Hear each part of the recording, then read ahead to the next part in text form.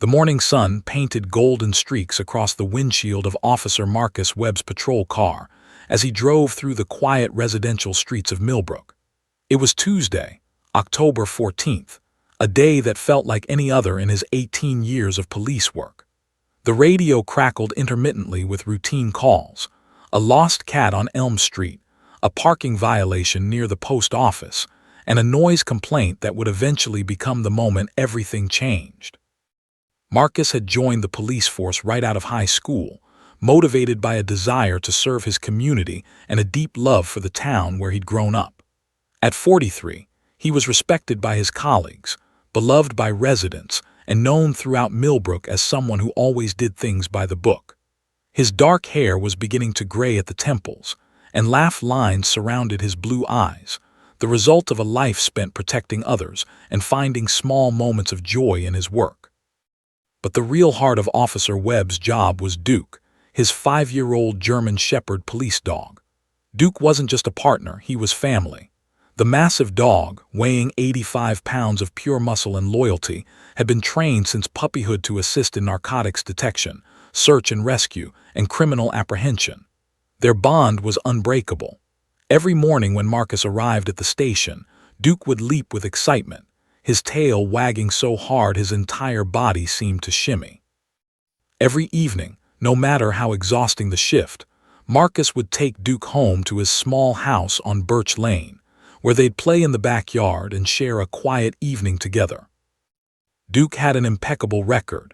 In 5 years of service, he'd helped apprehend 17 suspects, located 4 missing persons, and never, not once, shown unwarranted aggression. He was a professional, trained to respond to commands with precision and to remain calm under pressure. Marcus had even brought Duke to the local elementary school for demonstrations, where children petted him gently while Marcus explained how police dogs were America's heroes. Duke would sit perfectly still, his tongue out in what looked like a doggy smile, letting each child touch his soft fur. The kids loved him, and parents applauded his gentle demeanor. At 2:47 p.m. that fateful Tuesday, the dispatch came through. All units, we have a noise complaint at 412 Maple Street. Caller reports possible party or domestic disturbance. Millbrook police responding. Marcus was 3 blocks away. Officer Webb responding, he said into his radio, and he turned the patrol car toward Maple Street without any sense of foreboding. Noise complaints were common, usually resulting in warnings to neighbors about excessive music or barking dogs. He pulled up outside the 2-story colonial home at 412 Maple Street, a well-maintained property with blue shutters and a manicured lawn. The front door was closed. No music blared from inside. Everything seemed quiet. Maybe the complaint had been about something that had already stopped. Marcus grabbed his notepad and stepped out of the car. "Stay," he commanded Duke, who was already beginning to shift excitedly in the back seat. The dog obeyed instantly, settling back down despite his eagerness to work. Marcus closed the car door, leaving it cracked open slightly for ventilation, and walked toward the house. He knocked on the front door, no answer. He knocked again, harder this time. "Millbrook Police, is anyone home?" Still nothing. Marcus circled around the side of the house, peering through windows. He could see a living room empty and clean. The kitchen beyond appeared untouched. No signs of trouble. He rounded the corner to approach the backyard, thinking perhaps the caller had heard noise from back there. What he didn't see was that his patrol car door, which he'd left cracked for ventilation, had drifted slightly open due to a gentle breeze. It happened sometimes when he wasn't careful. The gaps were just wide enough, and Duke was just smart enough to push his nose against it and work the door open further. In the backyard, Marcus saw nothing unusual. A small above-ground pool covered with a tarp, a few lawn chairs, a tire swing hanging from an old oak tree. No sign of a party or disturbance. He was about to radio back to dispatch and report a false alarm when he heard it, a child's delighted laughter. "Doggy, big doggy." The voice was bright, innocent, and very young. Marcus's heart clenched. He knew that voice pattern. He knew that tone of excitement. A child had just spotted something that had made them happy. His dog. "No, no, no," Marcus whispered, already running back around the house. But he was too late. Duke had escaped the car. The German shepherd's mind was simple and pure. His handler had gone into this house, and his job was to find his handler and protect him. Duke was driven by instinct, training, and love. He had bounded through the side gate, which, as fate would have it, had been left slightly ajar, and into the backyard where he immediately spotted the small figure in the pink dress. Emma Rodriguez, 3 years old with curly dark hair and chocolate-brown eyes, had been playing alone in her backyard while her mother, Maria, was inside finishing a phone call with her sister in Puerto Rico. Her father, David, was at work. Emma was a bright, confident child, perhaps too confident for her age, and she had no fear of animals. She loved dogs, had played with family dogs many times, and had never experienced anything that would teach her caution. When Duke bounded into the yard, Emma squealed with delight. "Doggy! Big doggy!" She ran toward the massive German shepherd with her tiny arms raised, her face lit up with pure joy. From Duke's perspective, what he saw was sudden movement, a child he'd never encountered before, and a situation that didn't match his training or experience. To a police dog, movement and unfamiliarity could signal a threat, not to him, but potentially to his handler who was somewhere in this house. Startled by Emma's sudden approach and the sound of her excited shrieks, Duke's instincts overrode his gentleness. The dog didn't attack. He didn't lunge or bite down hard. But in that moment of confusion and defensive reflex, Duke's mouth opened and he snapped. It was a warning snap, a territorial response born from fear and surprise. His teeth made contact with Emma's left arm, tearing the soft skin and causing her to cry out. "Ah, mommy, mommy." It was that scream that changed everything, that single, terrified cry of a child. Marcus came running around the corner just as Duke was backing away, his ears flattened against his head, confused about what he'd done. Emma stood crying, her arm bleeding slightly, small droplets of blood falling onto the grass in her white sneakers. The German shepherd, suddenly aware of his mistake, whimpered and retreated toward the fence corner.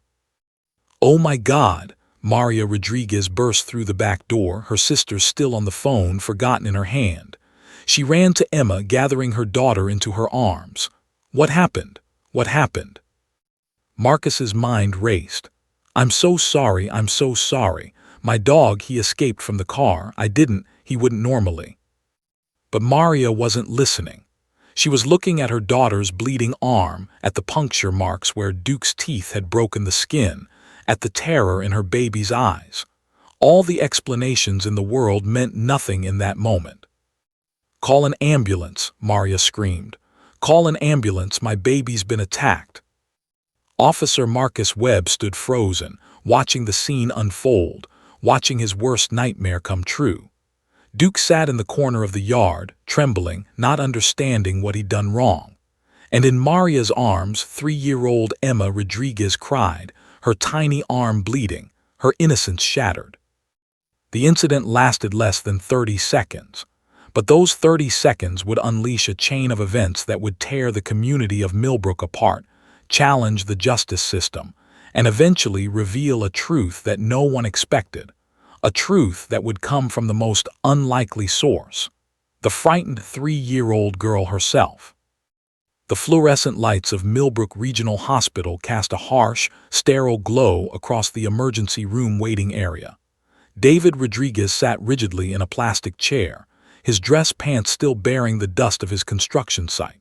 His hands were clasped so tightly together that his knuckles had turned white. Next to him, Maria paced back and forth, her phone clutched in one hand, her other hand occasionally rising to her mouth as if she might scream at any moment. It had been 45 minutes since the ambulance had wheeled Emma through those double doors. 45 minutes of uncertainty. 45 minutes of Maria replaying the moment over and over in her mind.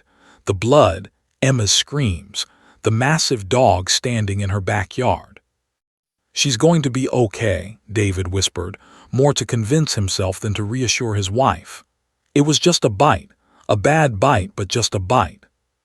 Maria stopped packing and turned to him, her dark eyes glistening with unshed tears. Just a bite. David, that dog attacked our daughter, our baby. Her voice broke on the last word. What if it had been her face? What if it had been her throat? David had no answer. He stood up and pulled his wife into his arms, and together they held each other in the harsh hospital light, waiting for news about their daughter. A young doctor finally emerged 20 minutes later. Dr. Patricia Morrison, a woman in her mid-40s with kind eyes, approached them with a clipboard. Emma Rodriguez's parents. They stepped forward immediately, their hearts in their throats. Emma is going to be fine, Dr. Morrison said, and both parents exhaled deeply. The bite caused 2 puncture wounds on her left forearm. There's some tissue damage, but nothing permanent.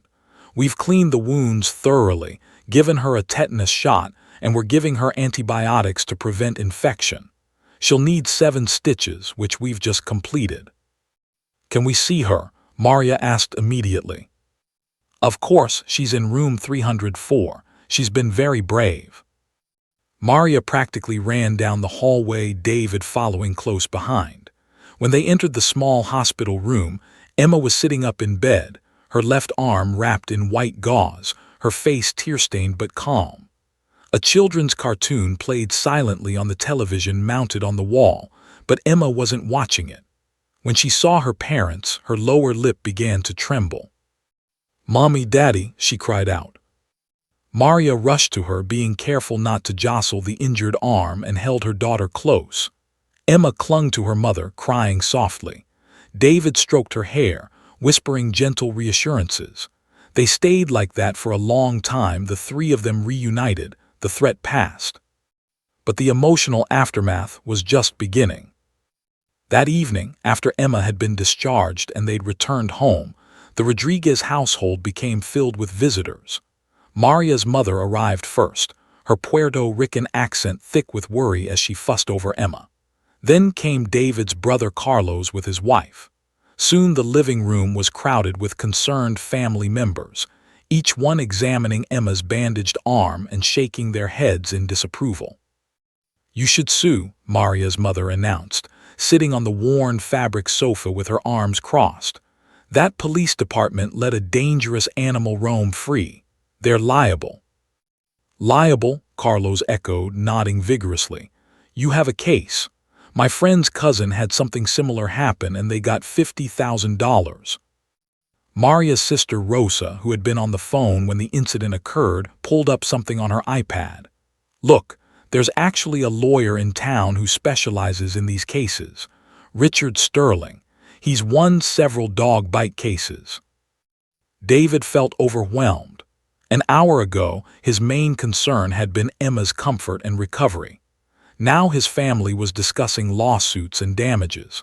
Part of him wanted to say that it was an accident, that the officer seemed genuinely remorseful, that pursuing legal action seemed cold and calculated. But then he looked at his daughter's bandaged arm, and doubt crept in. What if they didn't pursue this? What if that dog hurt another child? What if society needed to know that this was unacceptable? What if Officer Webb got away with negligence and it happened again? The questions spiraled. By the next morning, Maria had made a decision. She called Richard Sterling's office at 8:47 a.m. Richard Sterling was 56 years old, a divorce lawyer who had recently shifted his practice toward personal injury cases. He was a tall man with silver hair, an expensive suit, and the kind of smile that made people trust him immediately. When the Rodriguez family walked into his downtown office the following afternoon, he greeted them warmly, offering coffee and sympathy in equal measure. "Tell me everything," he said, settling behind his mahogany desk. Maria told the story while David sat beside her, Emma on his lap. Richard listened intently, occasionally scribbling notes on a legal pad. When Maria finished, he leaned back in his chair and steepled his fingers thoughtfully. "This is a solid case," he said quietly. "Very solid. The police department is liable for the negligence of their officer. He left the vehicle unsecured. He left the gate open. These are failures in protocol, and your daughter's injuries, while not life-threatening, are documented and real. What can we do? Maria asked, her voice strong now, emboldened by Sterling's confidence. Richard pulled out a document from his desk drawer, a template he'd used many times before. We file a lawsuit against Officer Marcus Webb and the Millbrook Police Department.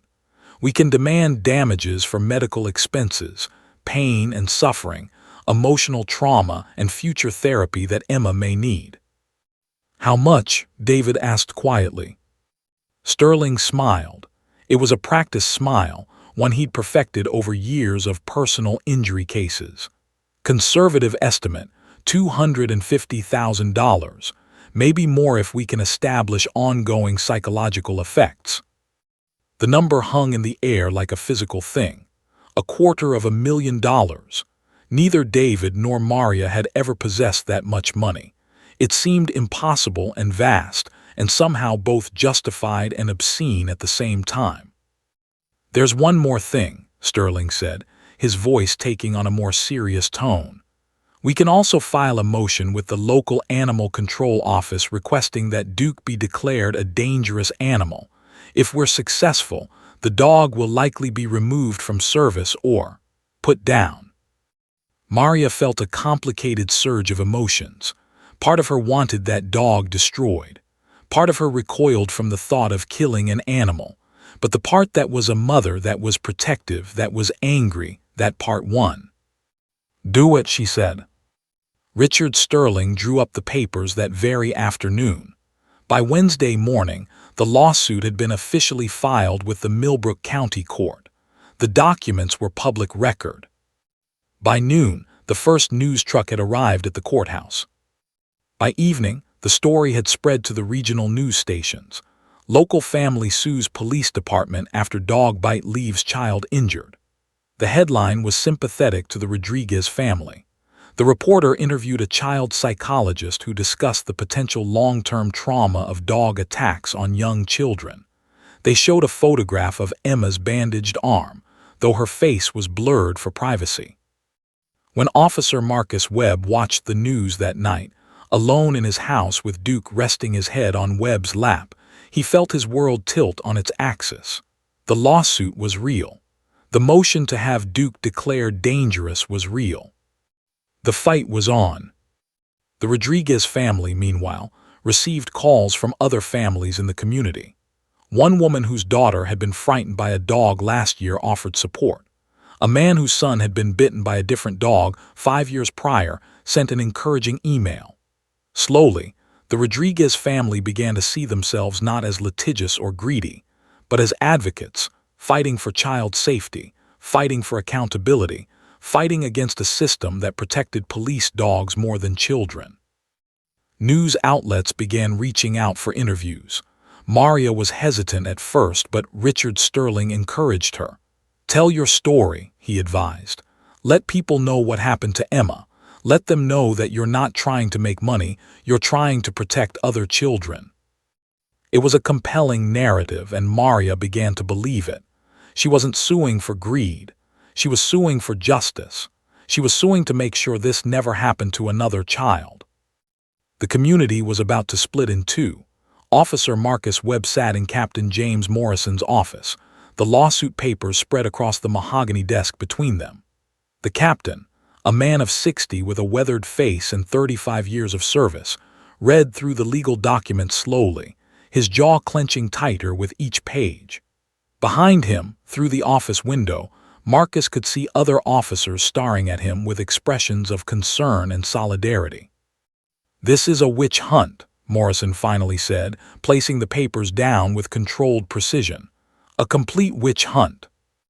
Marcus felt something inside him fracture. Captain Morrison had been his mentor when he'd first joined the force, had taught him how to be a good cop, how to serve with integrity. Hearing Morrison's anger directed at him, even if it was meant in his defense, made the whole situation feel more real and more devastating. I didn't do anything wrong, Marcus said quietly. I followed protocol. I secured the dog before approaching the property. It was an accident, a terrible accident, but an accident. Morrison stood up and walked to the window, looking out at the bullpen. The community doesn't care about protocol right now. They care about a bleeding child and a scary narrative. Richard Sterling is good, real good. I've seen him work cases before. He knows how to play to emotions. As if on cue, Morrison's secretary knocked and entered with a folder. Captain, the department's legal team has assigned David Chen to Officer Webb's case. David Chen was the best. He was the attorney the department brought in for their toughest cases. At 48, he was a former prosecutor with a reputation for meticulous research and courtroom strategy that could dismantle even the strongest opposing argument. He had won 19 consecutive cases. 19. When Chen walked into Morrison's office 20 minutes later, he carried himself with the confidence of someone who had spent 2 decades fighting in courtrooms. He was of average height, but his presence seemed to expand to fill the entire room. His eyes were sharp, analytical, missing nothing. "Officer Webb," Chen said, extending his hand. They shook firmly. "I want you to know that we're going to fight this aggressively. The Rodriguez family has a weak case, and I intend to prove it." "But it's about Emma," Marcus heard himself say. "She was hurt, regardless of the circumstances." "Officer Webb," Chen interrupted, his tone neither unkind nor warm, "you have a choice. You can feel guilty about an accident, or you can let me defend you properly. Which will it be?" Marcus nodded slowly. "Defend me." Over the next week, Chen's team sprang into action. They obtained the 911 calls from the initial noise complaint and discovered that the caller, an elderly neighbor, had actually reported loud music from a different house, not the Rodriguez residence at all. They interviewed neighbors who could testify that the gate to the Rodriguez backyard had been left slightly ajar, not secured. They gathered evidence of Duke's perfect training record, his 5 years of service without incident, his temperament evaluations. Most importantly, they sent investigators to the scene and requested all security footage from surrounding properties. Harold Finch's camera would eventually become crucial, but they didn't know that yet. Meanwhile, the media frenzy reached fever pitch. "Local police dog bites child in alleged negligence case," read one headline. "Family seeks justice for mauled daughter," declared another. A local news station interviewed a dog behavior expert who, without having examined Duke or knowing the full circumstances, speculated that German Shepherds were naturally aggressive and not suitable for residential neighborhoods. The misinformation spread like wildfire on social media. #Justice for Emma began trending on Twitter. Facebook groups were created dedicated to supporting the Rodriguez family. People who had never met Emma or Marcus began taking passionate stances. Some shared stories of their own dog bite experiences, embellishing them with each retelling.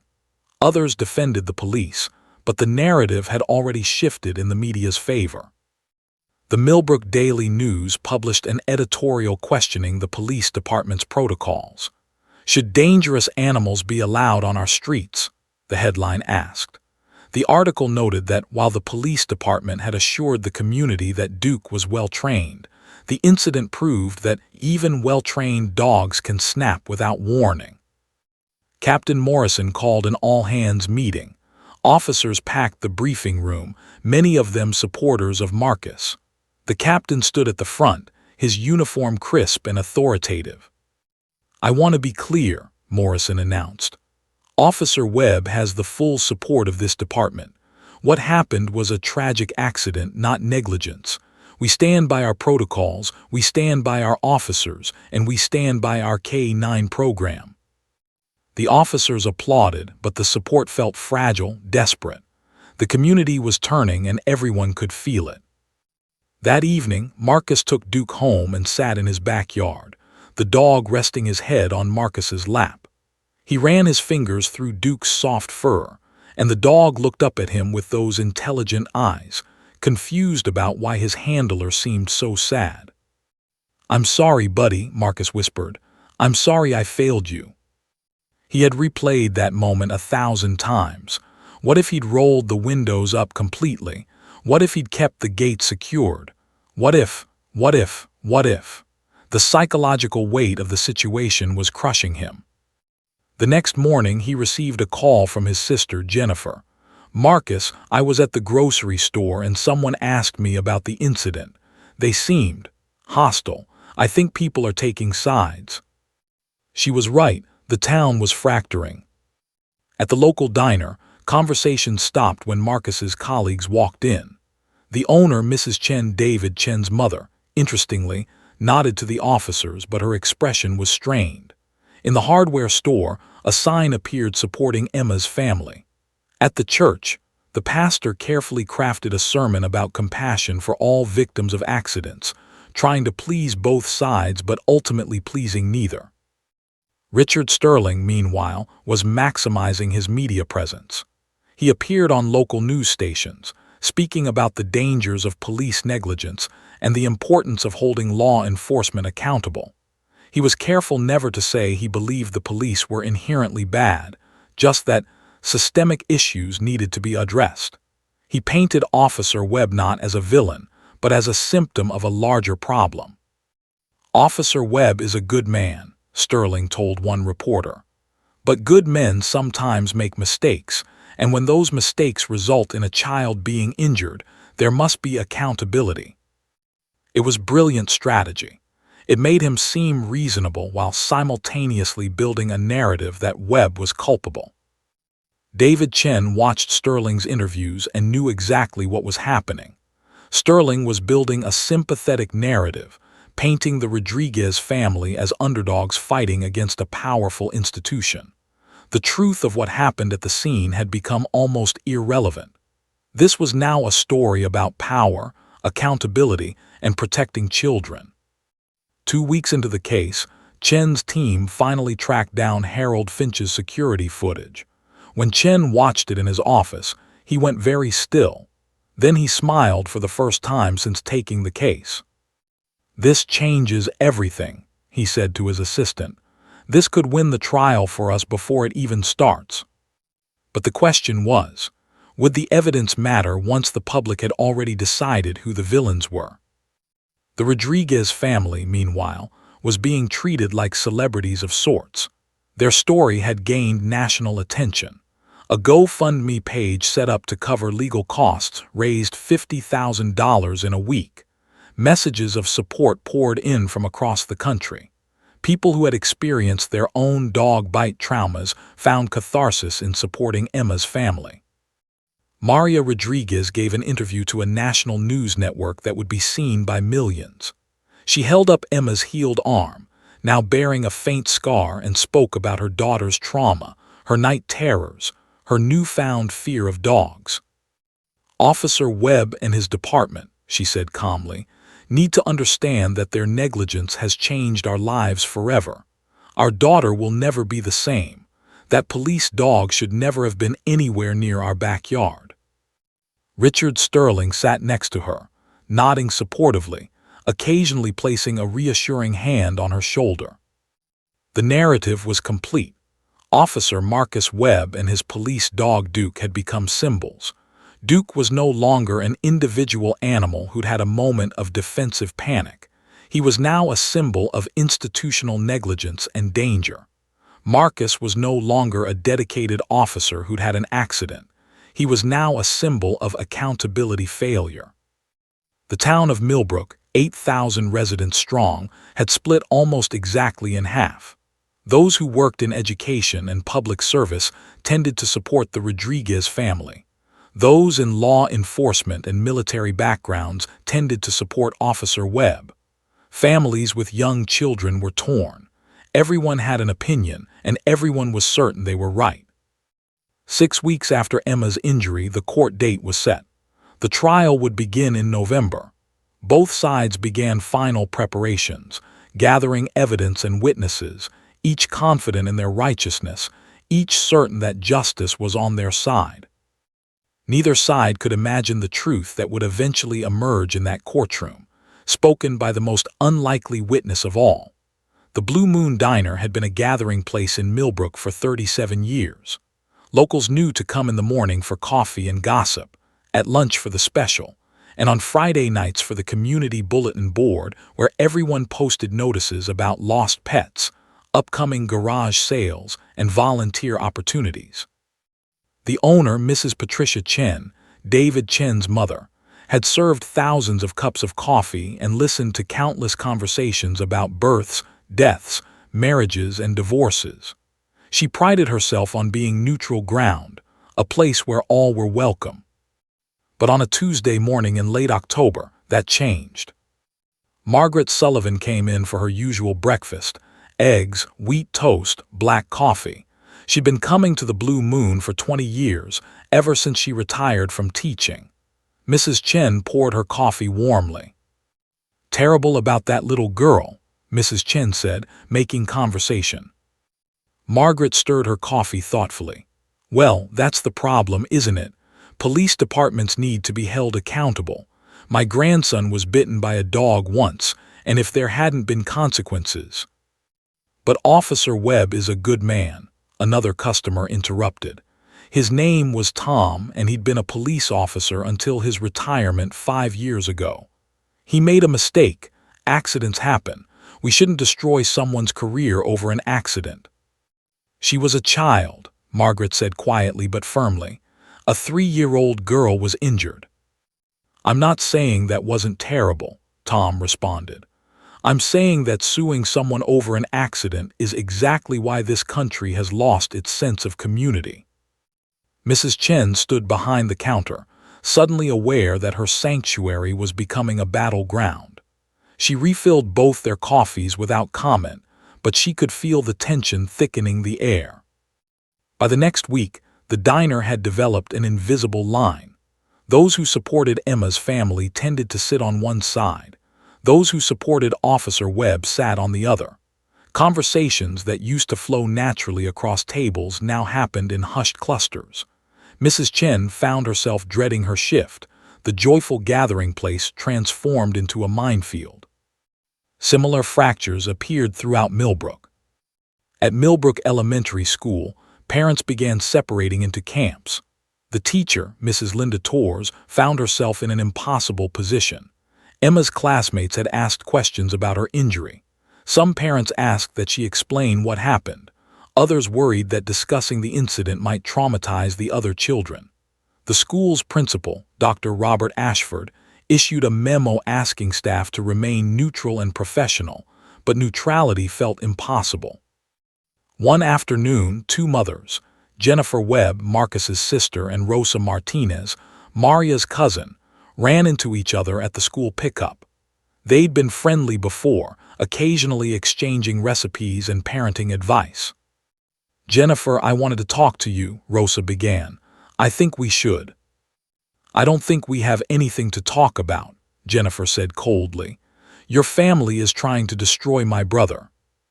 "Destroy him? A child was hurt and—" "Exactly.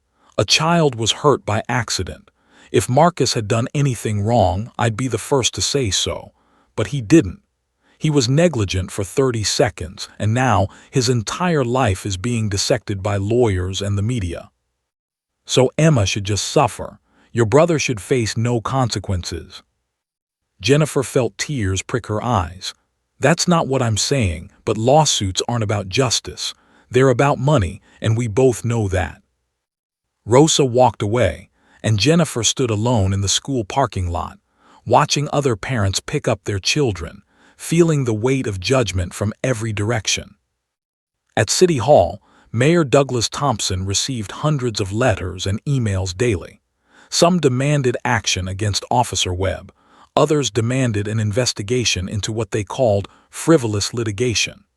The mayor, who'd been elected on a platform of community unity, found himself desperately trying to please both sides while actually pleasing neither. The local newspaper, the Millbrook Gazette, published guest opinion pieces from both sides. One column, written by a child psychologist from 2 towns over, discussed the potential long-term trauma of dog attacks. Another, written by a veterinarian who'd never met Duke, discussed the typically gentle nature of German shepherds when properly trained. The letters to the editor section became a battleground of ideological warfare. Online, the divisions became even more vicious. Facebook groups emerged. Justice for Emma Rodriguez, growing to 8,743 members by late October, and Support Officer Marcus Webb, eventually reaching 6,200 members. The comments sections became increasingly hostile. Anonymous people who would never say such things to someone's face posted cruel accusations. One person claimed Officer Webb was a dog abuser who trained Duke to be aggressive. Another accused Maria Rodriguez of milking her daughter's injury for sympathy and money. The worst part was that both accusations were shared thousands of times, reinforcing themselves through repetition, until they became accepted as truth by people who'd never questioned their validity. Judge Patricia Chin found her home surrounded by protesters on 2 separate occasions. The first time, about 20 people held signs supporting the Rodriguez family, "Protect our children, hold police accountable, justice for Emma."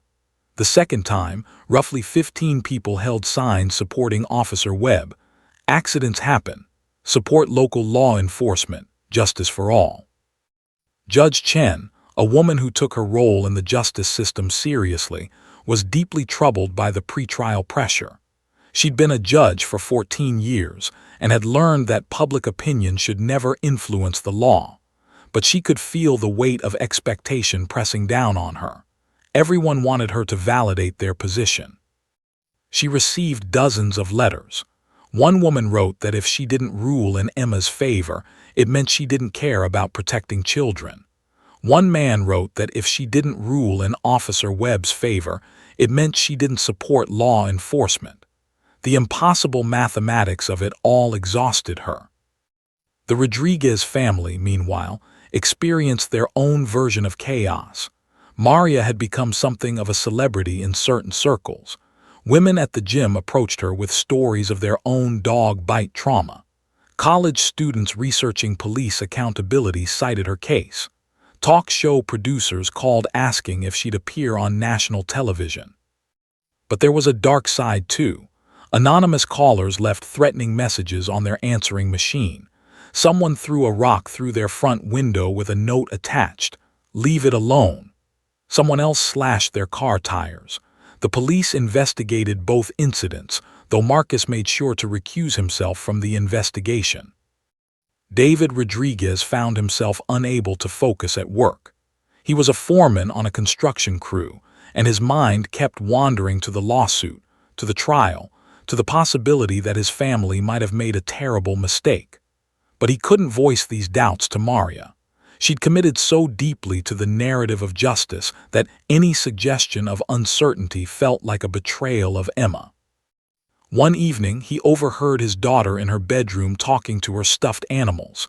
"The big dog scared me," Emma said in her small voice, "but I was running at him." David's heart clenched.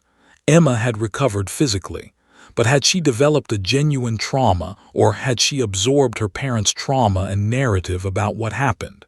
He didn't know. Officer Marcus Webb, meanwhile, couldn't leave his house without feeling scrutinized. The local grocery store became a minefield. He'd go in for milk and bread and people would stare.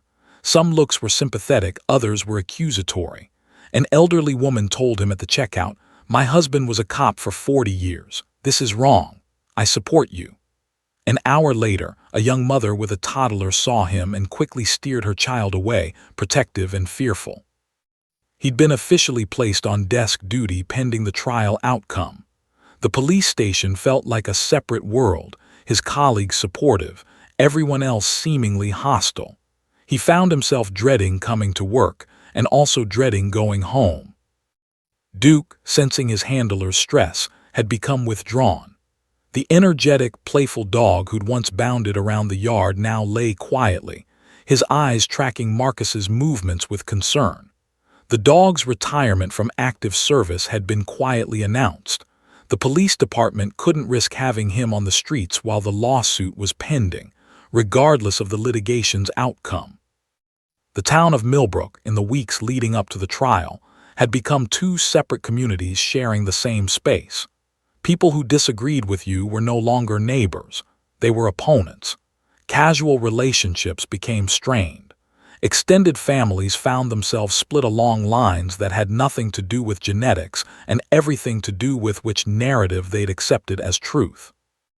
The local high school's debate team, which had traditionally prepared arguments about national politics and policy, found themselves unexpectedly becoming the focus of intense community interest. Some parents insisted they not debate police accountability, fearing it would bias the trial. Others insisted they absolutely must, claiming that public discourse was necessary. The debate coach, an exhausted man named Gerald Wung, ultimately decided to avoid the topic entirely, disappointing both sides equally. Beneath all the conflict, underneath all the posturing and the camps and the narratives, was a fundamental truth that no one could acknowledge. Everyone involved, the Rodriguezes, Officer Webb, the police department, the media, the judge, the entire town, wanted to believe they were on the right side of justice. And that's what made the division so deep, so real, so seemingly impossible to heal. The trial date crept closer. November arrived with cold winds and falling leaves. In just a few weeks, they would all meet in Judge Patricia Chen's courtroom to finally settle the question: who was right? Whose truth would the law validate? Neither side could imagine that the real truth was about to walk into that courtroom in the form of a 4-year-old girl who would speak only 2 words. But those 2 words would shatter every assumption everyone had made. The Millbrook County Courthouse stood on Main Street like a stone sentinel, its classical columns and marble steps a monument to justice and order. On the morning of November 3rd, the steps were crowded with news crews, protesters on both sides, and curious community members who'd gotten off work early to witness history, or what they believed would be history. The media presence was overwhelming. Representatives from 4 different regional news stations had set up cameras at strategic angles. National news outlets sent crews to cover what had become known as the Emma Rodriguez. She was simply one person in a complex story that had somehow become national news. The hashtags Justice4Emma and Duke Mattered trended on Twitter throughout the morning. Inside the courthouse, the hallways buzzed with nervous energy. Lawyers conferred with clients. Witnesses waited on benches, some nervous, some indignant. Bailiffs moved with practiced efficiency through the crowded corridors. The Rodriguez family arrived at 8:47 a.m., 15 minutes before proceedings were scheduled to begin. Maria wore a navy blue dress that her sister had helped her select, professional but not ostentatious, designed to present her as a grieving mother rather than a gold digger. David held Emma's hand. The 4-year-old girl, now a year older than when the incident had occurred, wore a pink dress with white ribbons in her hair. She didn't fully understand why she was here or what was happening, only that her parents were nervous and sad. Richard Sterling arrived separately, moving through the crowd with the confidence of a man who'd done this dozens of times. He shook hands with supporters, waved at cameras, and spoke briefly to reporters. "We're excited to finally have our day in court," he said, his voice measured and calm. "Emma deserves justice, and the legal system will provide it." Officer Marcus Webb arrived with Captain James Morrison and David Chen. Webb wore his police dress uniform, a choice that Chen had debated internally but ultimately approved. It was important the judge see Webb as a dedicated officer, not a villain. Morrison's presence was meant to signal institutional support. Chen, dressed in a perfectly tailored charcoal suit, looked as prepared as any attorney had ever looked, which is to say, extremely prepared. Judge Patricia Chen entered her chambers at 9:30 a.m. for a pretrial conference with both attorneys. This was standard procedure, but the judge wanted to establish expectations clearly. She was a woman of 54 with silver-streaked black hair pulled back in a severe bun. Her office walls were lined with law books and framed photographs of her family, a visible reminder that even judges had personal lives. "This courtroom will be run with respect and decorum," Judge Chen told Sterling and Chen, her voice leaving no room for argument. "I will not tolerate media grandstanding or playing to the cameras. This is about the law, not about narratives or public opinion." "Understood." Both attorneys nodded. Chen looked almost amused by the reminder. Sterling looked annoyed, as if the judge had implied that he would engage in such behavior, which of course he would. At 10:00 a.m. sharp, the courtroom doors opened, and the gallery filled quickly. Supporters of both sides sat in separate sections, creating a visual representation of the town's division. Media representatives occupied the back rows, their presence a constant reminder that this trial was being witnessed by thousands beyond the courtroom walls. Judge Chen entered and everyone stood.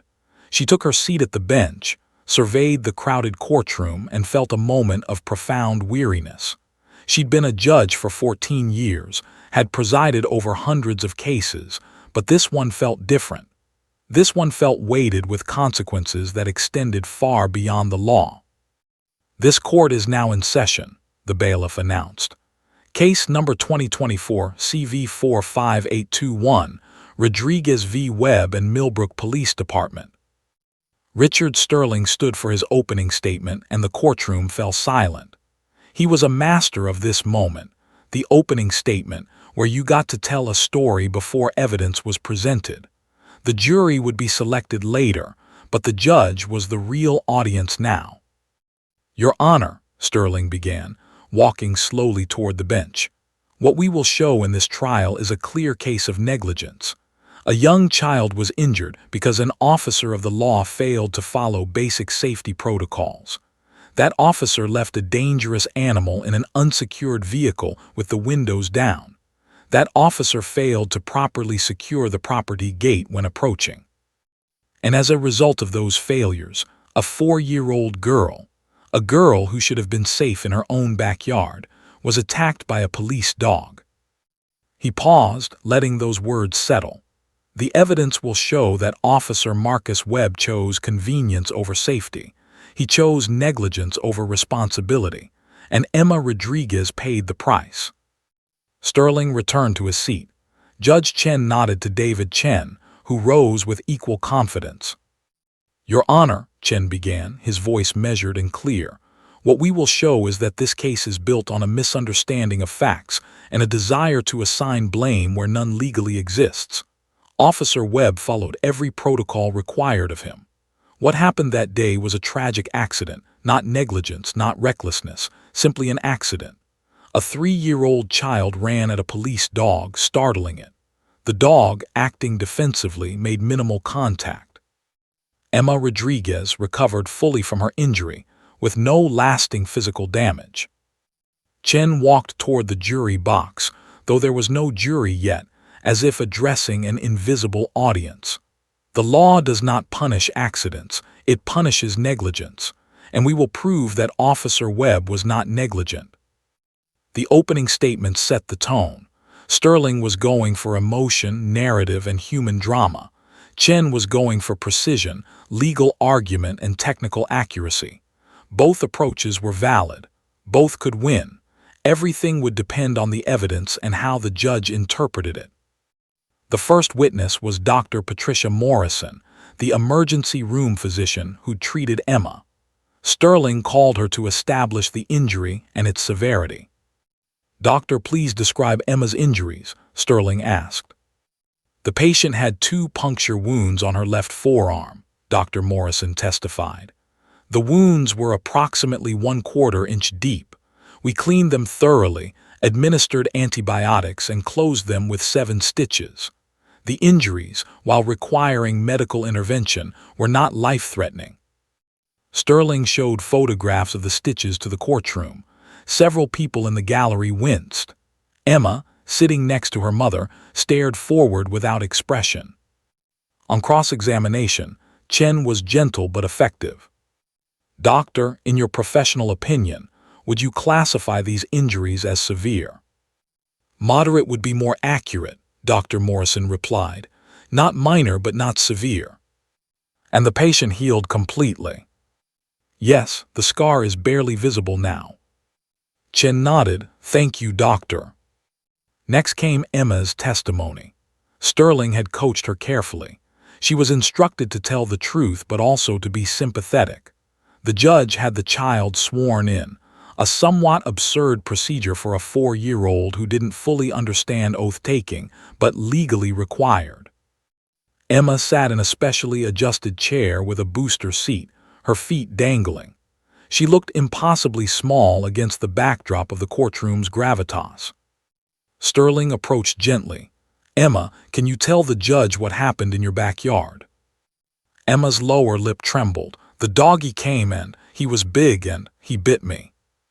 Was the dog mean to you? Sterling asked, his voice carefully constructed to suggest the answer he wanted. Emma nodded, her small face serious. He was scary. Sterling showed her a photograph of Duke. Is this the dog? Emma nodded again, but there was something in her expression. Not exactly fear, but uncertainty, as if she wasn't entirely sure what she was supposed to feel. On cross-examination, David Chen approached with the same gentleness Sterling had used. Emma, hi, my name is Mr. Chen. Can you tell me, were you playing in your backyard? Emma nodded. And were you having fun? I was playing with the tire swing, Emma said, her voice growing slightly more animated. And then the doggy came. Did the doggy run to you, or did you run to the doggy? Emma paused, struggling with the question. Chen waited patiently. I saw him and I ran, Emma finally said. Sterling shifted uncomfortably. That wasn't the testimony he'd been counting on. You ran toward the dog, Chen confirmed gently. Yeah, because I like doggies, Emma said, as if this was obvious. Did the doggy seem like he wanted to play with you? Emma considered this seriously. He looked scared, she said finally, like when I get scared. The courtroom fell quiet. It was a small moment, barely noticeable, but David Chen had just planted a seed of doubt about the narrative that had been constructed. This wasn't a savage attack. This was two frightened creatures who'd had an accident. The trial continued through the afternoon. Expert witnesses testified about dog behavior, police protocols, and injury severity. Sterling presented his case methodically, building a narrative of institutional negligence. Chen presented his case with equal precision, showing that all protocols had been followed and that the incident was, at its core, an unfortunate accident. As the day ended and Judge Chen adjourned court until the next morning, she watched the crowd file out. The media would report on Emma's testimony. The online communities would debate her words. But the judge sensed something that neither side had fully recognized yet. The evidence didn't neatly fit either narrative they'd constructed. That night, Marcus Webb sat at home with Duke, watching the news coverage of his trial. Emma's small voice echoed through the broadcast. He looked scared, like when I get scared. For the first time in months, Marcus allowed himself to believe that maybe, just maybe, the truth would emerge. Day 3 of the trial started with tension that was almost palpable. The Rodriguez family had presented their case with emotional precision. Expert witnesses had testified that dog attacks could cause lasting psychological trauma. Medical records had been entered into evidence. Richard Sterling had been masterful at building a narrative of negligence and institutional failure. David Chen had countered effectively, but he sensed something. The judge's expression suggested she was leaning towards sympathy for the Rodriguez family. The narrative had power. Emotion had power. Chen needed the evidence, the real, concrete evidence, to break through that narrative. He had one card left to play, and he'd been waiting for the perfect moment. That moment came on the third day, during Sterling's redirect examination of the neighbor who'd called in the original noise complaint. The elderly woman, Mrs. Patricia Henderson, had testified that she'd heard loud noise at the Rodriguez property. Chen's cross-examination had already established that she'd actually heard noise from another house.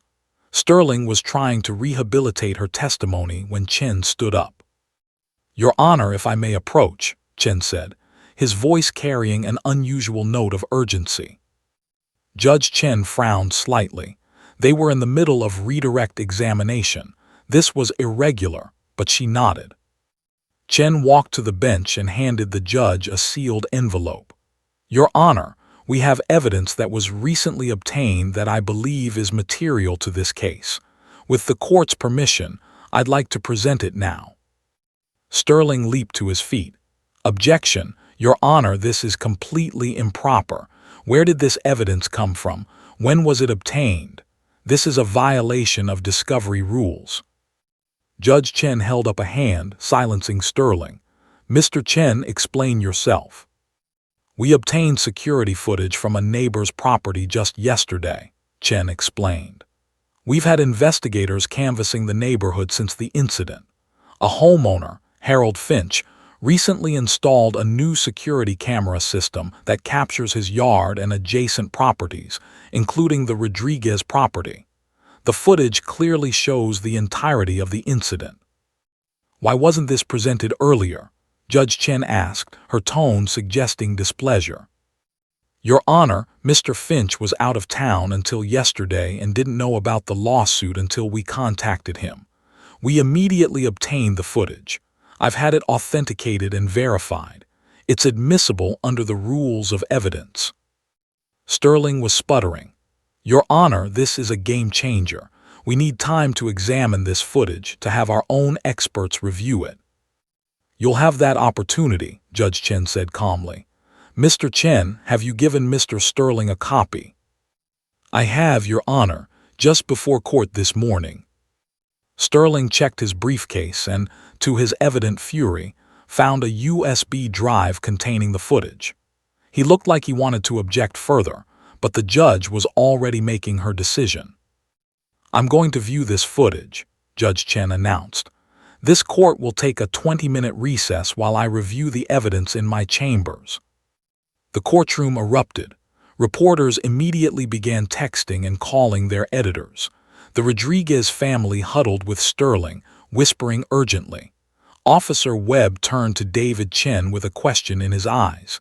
Chen gave him the slightest nod, a private moment of acknowledgement.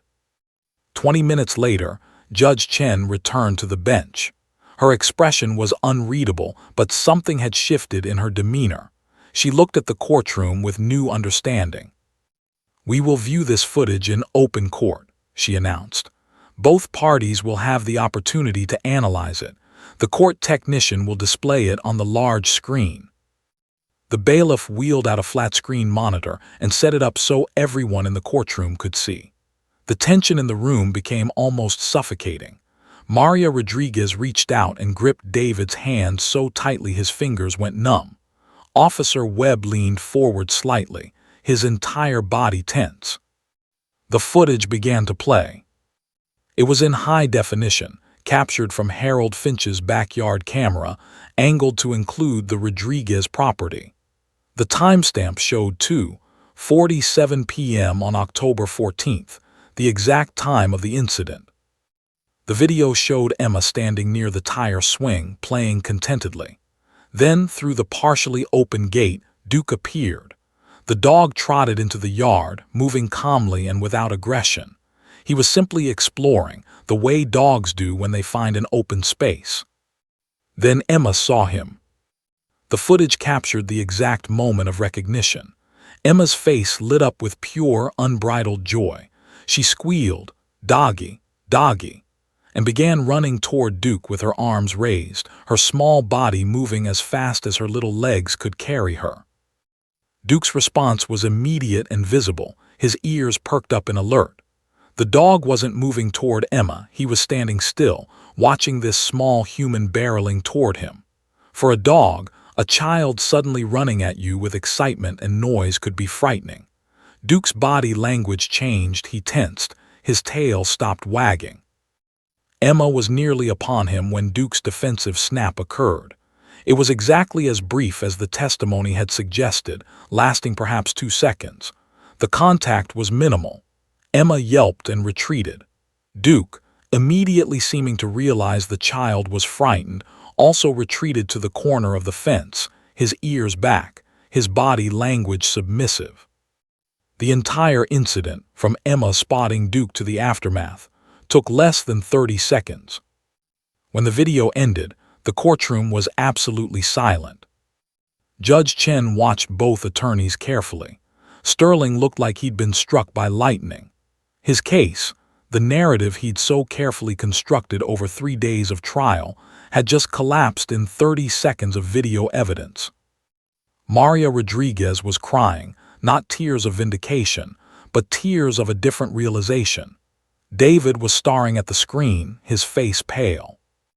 Officer Webb sat very still, his eyes closed, as if he needed to process what he'd just witnessed.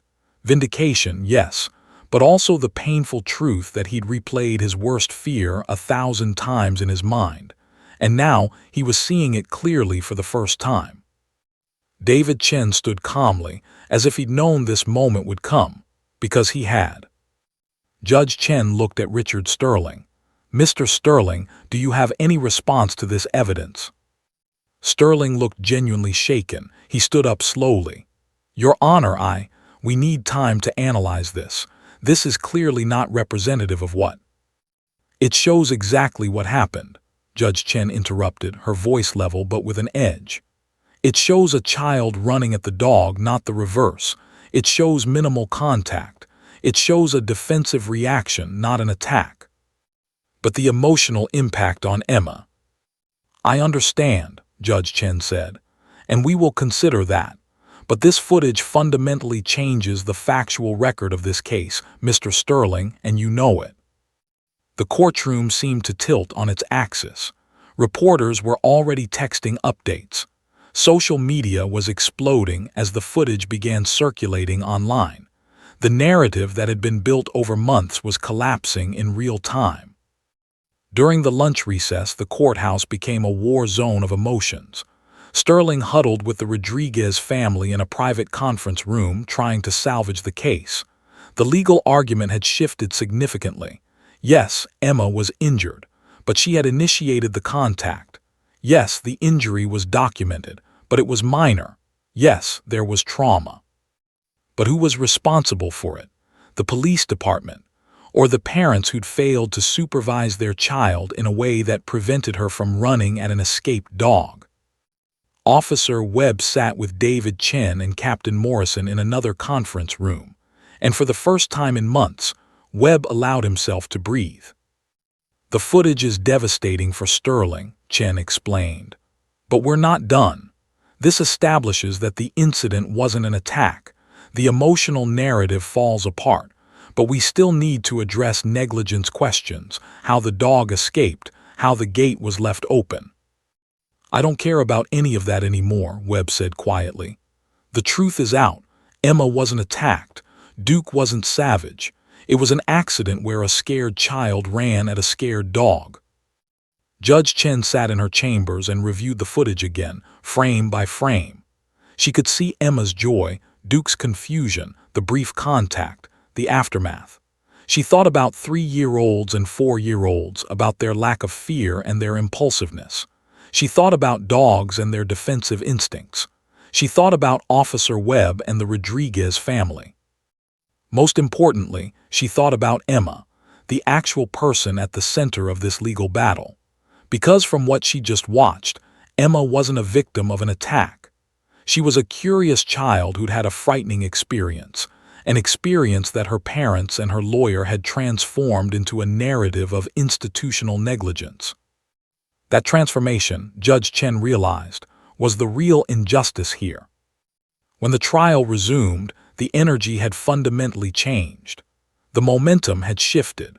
Sterling tried valiantly to recover, calling additional witnesses, attempting to rebuild his narrative through expert testimony about psychological trauma and institutional responsibility. But it was like trying to rebuild a sandcastle while the tide was coming in. David Chen called Officer Webb to the stand, and Webb testified calmly about the incident, about the open gate, about the car door. He explained his protocols, his training, his response. When Sterling cross-examined him, he had no devastating evidence to contradict him. The video had taken care of that. By the end of day 4, Sterling was out of meaningful evidence. The judge suggested he rest his case. He did, looking defeated and aged. David Chen called one final witness, himself, providing legal argument about negligence, protocol, and liability. He was brilliant, precise, logical, and utterly confident. By the time he finished, the law seemed to be entirely on Officer Webb's side. Judge Chen announced that she would rule within 48 hours. The town of Millbrook, which had been divided for months, now faced a new uncertainty. The footage had shown what actually happened, but it hadn't resolved the deeper question. Whose interpretation of that reality was correct? Was Emma a victim of negligence, or was she simply a child who'd had an accident? Was Officer Webb a negligent civil servant, or was he a person who'd had an unfortunate accident? The answer, Judge Chen believed, would depend on something she hadn't yet seen, something that would come from the most unexpected source, something that would force everyone to truly listen to what Emma had to say. Judge Patricia Chen sat in her chambers late that evening, after the 4th day of trial had concluded. Outside her window, the sun was setting over Millbrook, painting the sky in shades of orange and purple. She held a cup of tea that had grown cold, forgotten as she stared out at the town that had become so divided. The security footage had changed the factual record of the case. Now the law seemed clear. Officer Webb had been negligent in minor ways, perhaps, but not in ways that rose to the level of liability. Emma had initiated contact. The injury was moderate and healed completely. The case, from a legal standpoint, appeared to be moving toward a verdict favoring the defendant. But Judge Chen had been a lawyer and a judge for a combined 32 years. She understood something that most people didn't.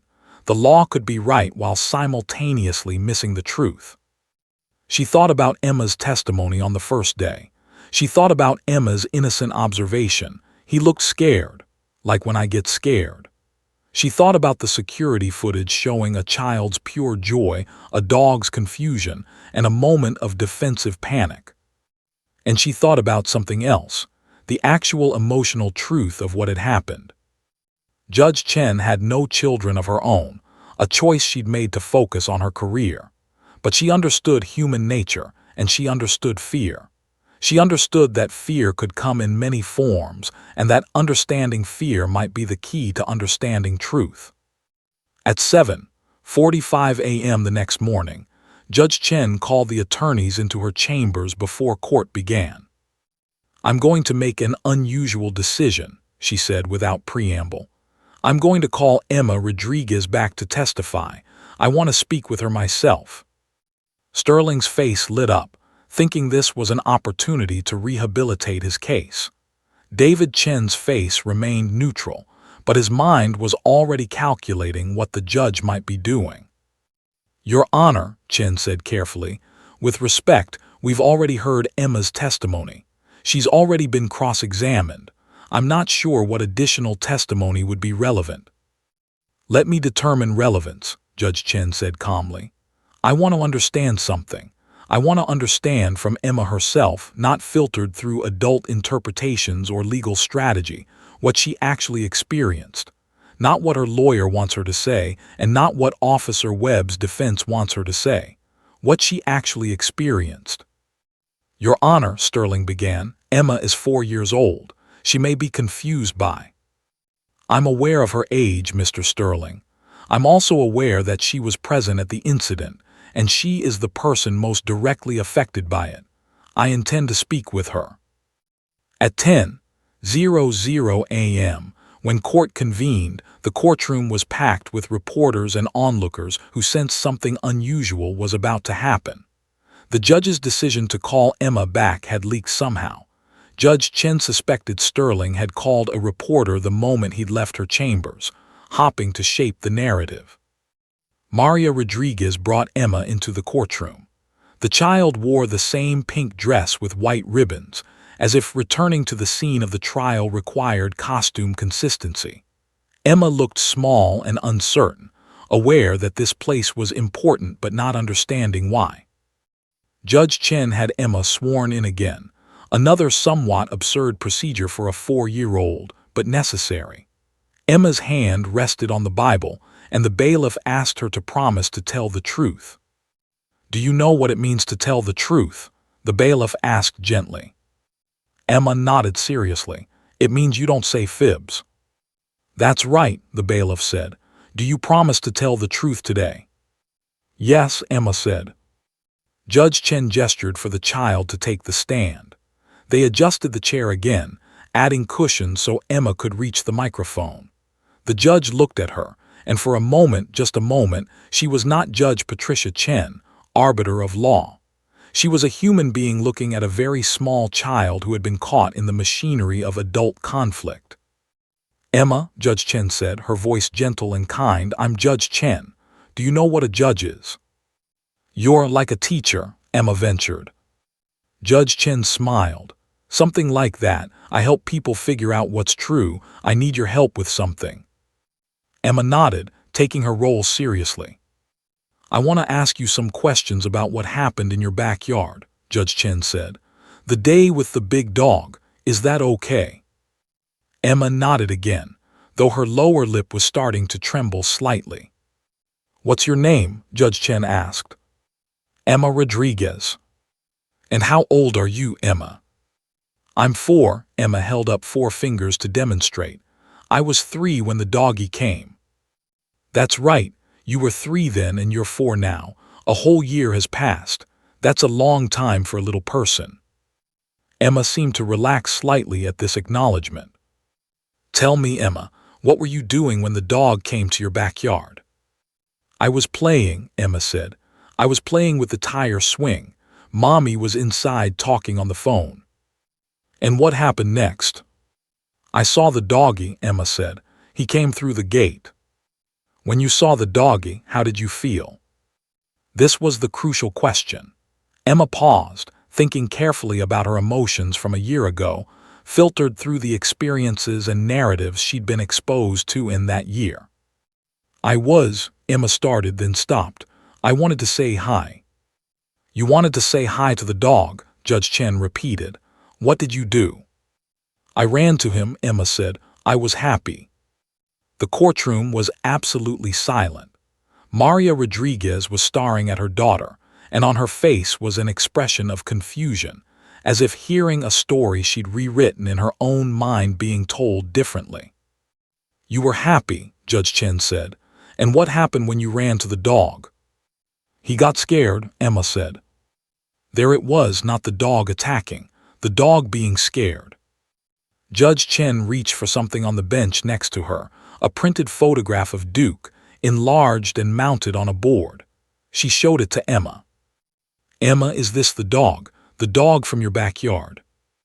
Emma leaned forward, studying the photograph carefully. Then her face changed. Her eyes widened with recognition, and something shifted in her expression, not fear but understanding. "That's Duke," she said quietly. "Do you remember Duke?" Judge Chen asked. Emma stared at the photograph for a long moment. Judge Chen waited. She understood the importance of silence, of giving children time to process and respond authentically. "Yes," Emma finally whispered. "Emma," Judge Chen asked carefully, "I want to ask you something very important. When Duke bit you, was Duke being mean to you?" Emma's eyes remained fixed on the photograph. Richard Sterling was holding his breath. David Chen was watching with intensity. Officer Webb was staring at the child as if she held the key to his redemption. "No," Emma said quietly, "he was scared." "He was scared," Judge Chen repeated. "How do you know he was scared?" "Because I get scared too," Emma said, her small voice carrying a clarity that seemed to pierce through all the legal arguments and adult narratives. "When I get scared, I make a scared face." He had a scared face. Judge Chen felt something in her chest shift. Here was the truth, not dressed up in legal arguments or emotional narratives. Here was simple, honest observation from a 4-year-old who had experienced the incident firsthand. "Thank you, Emma," Judge Chen said softly. "That was very helpful." She turned to both attorneys. "Do either of you have questions for Emma at this time?"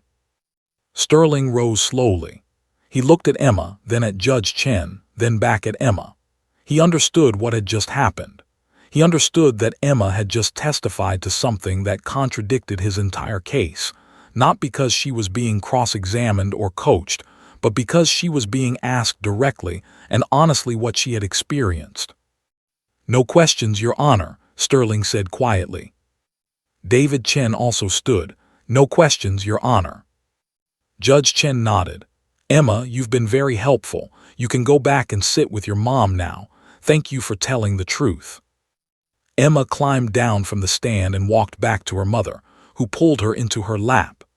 As Maria hugged her daughter, she was crying, not tears of legal victory or defeat, but tears of recognition, tears of understanding that her daughter had been trying to tell her something all along, and she hadn't listened because she'd been too focused on the narrative. The courtroom sat in stunned silence. The reporters were furiously typing notes. The social media posts were already going out. "Child testifies that dog was scared, not attacking." Judge Chen looked out at the courtroom, at the divided community, at the two families on opposite sides, at the lawyers representing competing visions of truth. "This court is adjourned until tomorrow morning at 10 a.m., she announced. "I will render my decision at that time." As she rose to leave the bench, Judge Chen looked at Emma one final time. The girl was sitting quietly in her mother's lap, looking at the photograph of Duke that Judge Chen had left on the evidence table. Emma was reaching toward the photograph, her small hand extended as if to pet the dog that had frightened her, and that she had frightened in return. In that gesture, Judge Chen saw the entire truth of the case. The morning of Judge Patricia Chen's verdict dawned cold and gray over Millbrook. The courthouse steps were packed once again, but the energy had changed. The certainty had evaporated. Everyone understood that something profound had shifted during Emma's testimony, but no one knew what it would mean legally. The courtroom was filled to capacity. Both families sat in their respective sections, but the tension felt different now. Less adversarial, more reflective. Officer Webb sat with David Chen and Captain Morrison, but he looked less defensive than he had in previous days. The Rodriguez family sat together, David's arm around Maria, who held Emma's hand. Emma was coloring in a small coloring book, blissfully unaware of the significance of what was about to happen. Judge Patricia Chen entered the courtroom at precisely 10:00 a.m. She took her seat at the bench and surveyed the room with the gravity of someone about to render judgment that would affect far more than the two parties before her. "This court is now in session," the bailiff announced. Judge Chen adjusted her microphone and began to speak. Her voice was measured and thoughtful, as if she were not just addressing the courtroom but speaking directly to the conscience of the community. "I have spent considerable time reviewing the evidence presented in this case," she began. "I have watched security footage. I have heard expert testimony. I have reviewed medical records. And most importantly, I have listened to the testimony of the individual most directly affected by the incident in question." She paused, looking directly at Emma, who glanced up from her coloring book. 4-year-old Emma Rodriguez, a child who could have been coached, influenced, or confused by the narrative surrounding her, testified with remarkable clarity and honesty. She told this court that the dog was frightened, and she compared that fear to her own fear. In doing so, she provided something that no expert witness, no security footage, and no legal argument could provide: the simple truth of what occurred. Judge Chen adjusted her glasses. "The law requires that I determine whether Officer Marcus Webb was negligent. Negligence is defined as the failure to exercise reasonable care that results in harm to another. Let me address each element. Officer Webb did leave his vehicle door partially open, which allowed Duke to escape. This was not a violation of protocol. Officers are expected to leave windows cracked for ventilation during warm weather. The vehicle was parked outside the property in question. Duke's escape was not foreseeable. Second, Officer Webb did not deliberately leave the property gate unsecured. The evidence indicates the gate was already partially open when he arrived at the property. This was the responsibility of the property owner, not Officer Webb. Third, Officer Webb secured his dog when instructed to do so. He followed all applicable protocols and procedures. Judge Chen leaned forward. The critical question is whether Officer Webb's actions resulted in negligent harm to Emma Rodriguez. The evidence is clear. Emma was not attacked. Emma was not mauled. Emma suffered a minor defensive bite that occurred after she, at age 3, ran toward an unfamiliar large dog, startling it into a defensive reaction. A murmur ran through the courtroom. Sterling's face went pale. The injury, while requiring medical intervention, was minor. It has healed completely, leaving barely a visible scar. There is no evidence of permanent physical harm. Judge Chen took a breath. However, I do not rule entirely in Officer Webb's favor. While Officer Webb was not negligent, this incident occurred due to a series of small failures in security. The gate should have been checked. A more thorough assessment of the scene should have been made before approaching the property. Therefore, I order the Millbrook Police Department to implement the following measures. Enhanced community education programs about dog safety and proper interaction with police animals, quarterly safety audits of all K-9 units and their equipment, and a public outreach initiative explaining police protocols to community members. Judge Chen looked at the Rodriguez family. As for damages, the plaintiff is not entitled to them, as Officer Webb did not commit negligence resulting in actionable harm. However, I understand that Emma did experience fear and trauma from this incident. Therefore, I recommend, though I cannot mandate, that the police department and the Rodriguez family work together on victim support and community healing initiatives. It is the judgment of this court that the case of Rodriguez v. Webb and the Millbrook Police Department is decided in favor of the defendant, Officer Marcus Webb. The gavel came down. For a moment, no one moved. Then the courtroom erupted. Reporters rushed toward the exits to file their stories. Supporters of Officer Webb stood and applauded quietly. The media was already writing the narrative. Judge rules in favor of police officer. Security footage proves child, not dog-initiated contact. But the Rodriguez family didn't move. David sat staring straight ahead. Maria closed her eyes. Emma looked up from her coloring book, confused by the commotion. Judge Chen rose to leave the bench, then paused. She looked directly at the Rodriguez family and with the gentlest expression nodded slightly. It was a small gesture, barely noticeable, but it conveyed something important: understanding, compassion, recognition that they had acted from love, even if their actions had been misguided. In the courthouse hallway, as both families stood amid the media chaos, something unexpected happened. David Rodriguez approached Officer Webb. For a moment, Marcus didn't know what was happening. Was this confrontation? David extended his hand and Marcus hesitantly shook it. "I'm sorry," David said quietly. "We were wrong. We let other people tell us what happened instead of listening to what Emma was actually saying." Marcus felt tears prick his eyes. "I'm sorry too. I'm sorry for the gate. I'm sorry for the fear." "It wasn't your fault," David said. "It was an accident. My wife is still processing. But I needed you to know that I understand that now." Maria stood nearby holding Emma. She was crying, but when she made eye contact with Officer Webb, he saw something there too: understanding, if not yet full forgiveness. Judge Chen, watching from the courthouse window, felt something settle in her chest.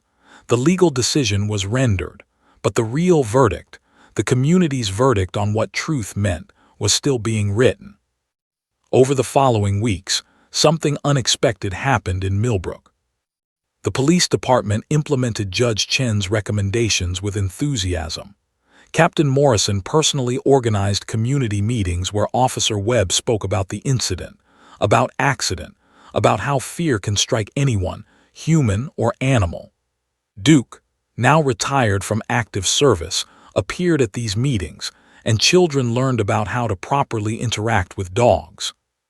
The Rodriguez family didn't appeal the decision. Instead, Richard Sterling quietly dissolved his retainer with them. Maria and David started attending community meetings themselves, not as litigants, but as community members trying to understand what had happened. The Blue Moon Diner gradually returned to being a neutral gathering place. Mrs. Chen began overhearing conversations that spanned the old divide. At the grocery store, people who had taken opposing sides in the lawsuit began nodding at each other, then greeting each other, then actually talking. The school held an assembly about understanding accidents, about fear, about empathy. Emma's teacher reported that the classroom atmosphere had shifted. Children who had been influenced by their parents' positions were now simply being children again. 2 months after the verdict, Officer Marcus Webb received an unexpected letter. It was from the Rodriguez family. Inside was a photograph. It was Emma, smiling brightly, petting Duke. The dog sat perfectly still, his eyes calm and kind, allowing the child to touch him. On the back of the photo, in David's handwriting, it read, "Emma wanted us to send this. She says Duke isn't scary anymore. She says he was just scared, like her." Marcus framed the photograph and hung it in his home office. He looked at it every day for the rest of his life. Emma, now 5 years old, had largely forgotten the trauma of the incident. What she remembered was the dog's scared face and the lesson that fear could come in many forms, in a child and in an animal. It was a lesson that shaped her entire approach to life, with empathy and understanding for all creatures' capacity to be afraid. Judge Patricia Chen never spoke publicly about the case after the verdict, but in her private moments, she thought about how the law had been correct. Officer Webb was not negligent, but how the truth had been more nuanced. Fear had been everywhere in that incident, and understanding that fear was more important than assigning blame. The community of Millbrook took longer to heal completely. Scars remained. Some people never fully forgave the Rodriguez family for what they tried to do. Some never fully supported Officer Webb again. But gradually, the town learned to live with ambiguity, with the understanding that accidents happen, that people act from love even when they make mistakes, and that truth sometimes requires listening to the smallest, most honest voices among us. Officer Marcus Webb continued his service with the police department. Duke lived out his remaining years in comfortable retirement, loved and cared for, a living symbol of the incident that had divided and then healed Millbrook. The case became something of a legend in legal circles, not because of the verdict, but because of what Judge Chen's decision to call Emma back to testify had revealed about truth, justice, and the importance of listening to the actual experience of those involved. Years later, when Emma was in college studying psychology, she would reflect on the incident that had shaped so much of her life. She would write a paper about how fear is universal, how it touches everyone, children and animals alike. And she would conclude with a simple observation that seemed to distill everything. When we're afraid, we all have the same scared face. The case of Rodriguez v. Webb and the Millbrook Police Department ultimately resolved not because a judge's gavel came down, but because a 4-year-old girl taught an entire community that truth, compassion, and understanding matter more than victory. The end.